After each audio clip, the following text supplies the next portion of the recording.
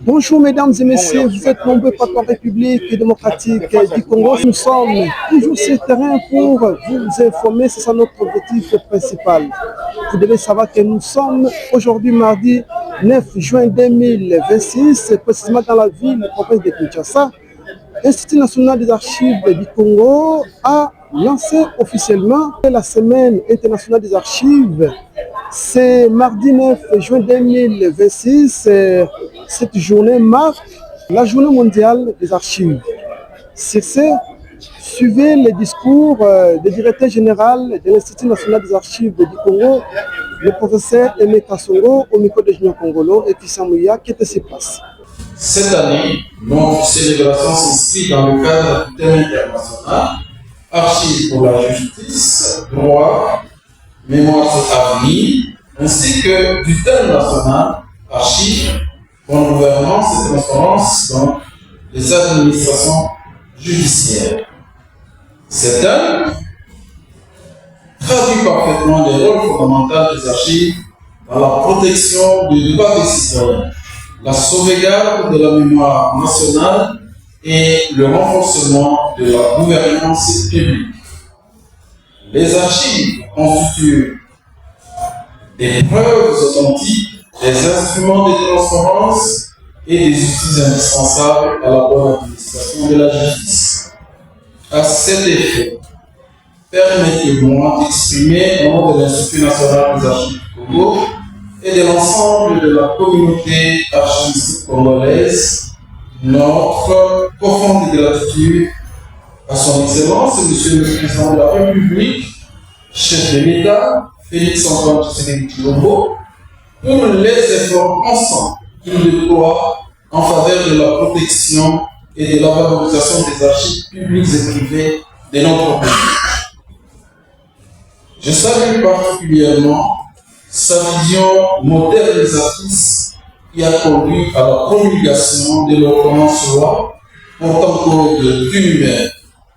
Ce texte majeur consacre et confirme les rôles stratégiques de l'Institut national des archives du Congo dans la gestion, la préservation et la sécurisation des archives numériques de l'État et des privés au pays. Cette avancée constitue une étape décisive dans l'adaptation de notre pays aux exigences de la transformation numérique. Ma profonde gratitude va également vers son Excellence Madame la Première ministre, chef du gouvernement, je cite, Madame Sumina Luka, pour son leadership éclairé, son engagement sans relâche au service de notre cher et beau pays, qu'elle trouve ici mes vifs encouragements et ma haute considération. Mes sincères remerciements s'adressent également à son Excellence Madame Yolande Télébé Mandembo, ministre de la Culture et du Patrimoine, pour son accompagnement constant, sa disponibilité et son soutien défectible qui contribuent quotidiennement au rayonnement et au développement de l'INACO. Je tiens également à rendre hommage, un hommage mérité au conseil d'administration de l'INACO, sous la direction éclairée de son président, M. Jacques Paul-Simon, pour les orientations claires, les conseils avisés et les projections objectives qui permettent à notre établissement de poursuivre sa mission avec efficacité et professionnalisme. J'adresse mes félicitations les plus sincères à l'ensemble des cadres et agents de l'INACO pour leur dévouement sans relâche et leur professionnalisme. Grâce à leur engagement quotidien, notre institution continue d'accomplir sa noble mission de sauvegarde de la mémoire collective. Je voudrais également remercier chaleureusement tous les partenaires de l'INACO pour la confiance qu'ils placent en notre institution. Leur accompagnement demeure un levier essentiel pour la réalisation de nos projets de modernisation et de développement.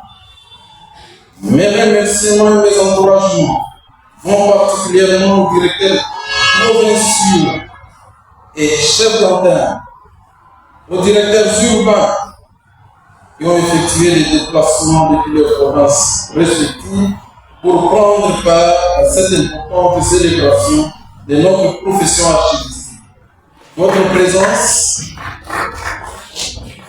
présence témoigne de votre engagement en faveur du développement du secteur des archives dans notre pays. Mes pensées vont également à tous les agents de l'INACO qui se trouvent actuellement dans les provinces et qui célèbrent cette journée avec le même enthousiasme et la même détermination, qu'ils trouvent ici l'expression de notre reconnaissance pour le travail remarquable qu'ils accomplissent sur le terrain. Excellences, Mesdames et Messieurs, la célébration de cette journée nous offre également l'occasion de partager avec vous les grandes perspectives d'avenir de notre institution. Parmi celles-ci figure le lancement prochain du coffre-fort numérique national dont les travaux techniques sont désormais achevés et qui n'attend plus que le feu vert des autorités compétentes pour son optimisation. Cet outil moderne dans la sécurisation et la conservation des archives numériques stratégiques de la République. L'INACO envisage aussi d'intensifier la collecte des différents fonds archivistiques d'intérêt national et en dont les archivistes et les préposés aux archives du ministère de la Justice et des juridictions civiles et militaires devraient remplir les 4 missions d'un archiviste, à savoir collecter pour un enrichissement des fonds archivistiques, conserver pour une meilleure exploitation future, classer pour permettre de faciliter la recherche, communiquer pour valoriser les archives et s'en servir pour des décisions judiciaires valables. Pour mémoire, rappelons que le système judiciaire de notre pays, chapeauté par le ministère de la Justice, est un réseau fort structuré, bâti sur des cours et tribunaux et comportant des juridictions civiles et militaires, notamment la Cour constitutionnelle, la Cour de cassation, le Conseil d'État et la Haute Cour militaire. Et toutes ces instances judiciaires plaident, quels que soient les objectifs particuliers et les tâches spécifiques de chacune d'elles, toutes ces instances judiciaires, disais-je, sont des grandes productrices d'archives. Il s'agit spécifiquement des archives judiciaires, autrement appelées archives juridiques.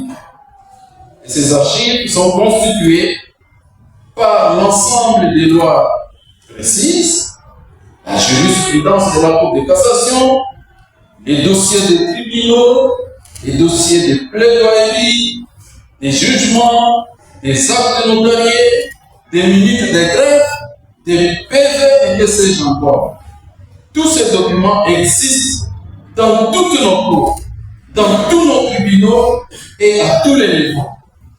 Mais seul Dieu sait comment ces archives sont gérées, seul Dieu sait comment ces archives sont conservées, seul Dieu sait de quelle valeur elles sont créditées.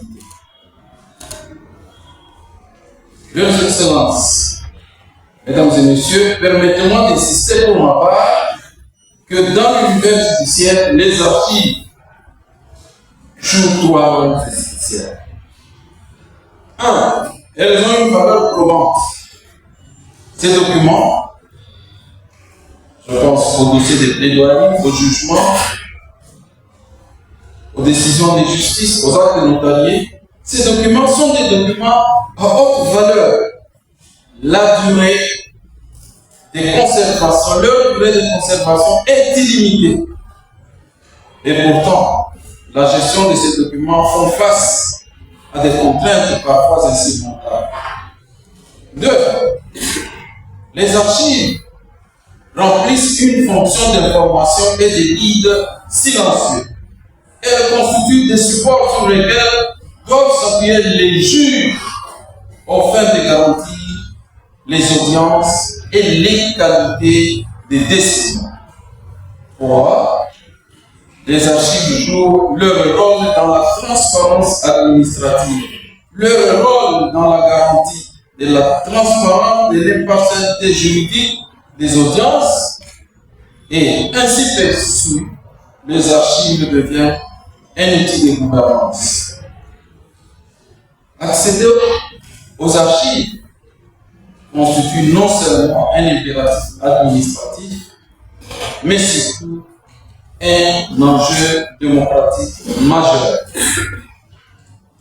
Pour en finir avec ces volets descriptifs des archives juridiques dans nos juridictions, concluons en cette ère avec Aboubakar Silla de l'Université de Louis Nyerere de Canton en République de Guinée et avec M. Mohamed Diarra de l'École supérieure des journalistes et de la communication en République du Mali.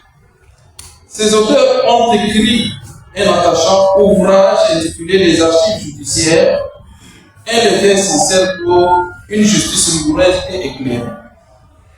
Et il note que un instrument, en étant un instrument de preuve et un socle de la mémoire judiciaire, les archives permettent d'assurer la traçabilité des décisions rendues, mais aussi de garantir la redevabilité du système judiciaire envers les citoyens et les institutions.